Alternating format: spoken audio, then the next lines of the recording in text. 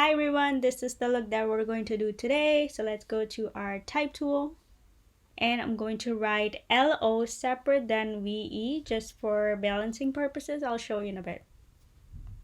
I'm going to select my type. Let's say, okay, Gotham Black, and I'm going to increase my size.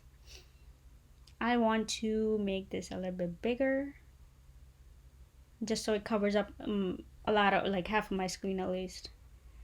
I'm going to create a space between L and O and copy that down over, write V and E for consistency. Now, I'm going to balance this a little bit more so the L is more centered to the V and O is more centered to E.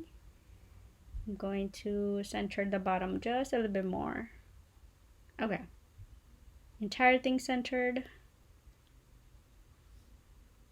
Alright, now I'm going to go to my rectangle tool and create a box behind it. You can pick any color you want. In this case, I'm going to select orange color just so you guys can see for better visibility purpose. All right, center this a little bit more. Now I'm going to select both of my text and go to type and create outline. Once I have this outline, make sure to ungroup this if it doesn't work. In this case, in my case, it works. So I'm going to select all three objects and go to my object panel and select Pathfinder Exclude Overlap. Now I have this entire thing all grouped together in one image. So now we can place a photo inside it.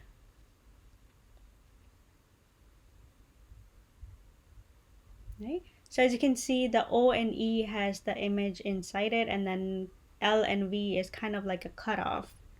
So now you can also, if you want like a color behind this, you can just simply create a rectangle tool and select your color. Let's say yellow, and I'm going to place it, just move it backwards, and you can click on it, create like different colors depending on your image. This one I like it white, so this is the final image that we have created. Hope you guys liked it. Make sure to try this out. This is something cool that InDesign does, so hopefully you guys enjoyed it. Make sure to like and subscribe this video. Thank you so much.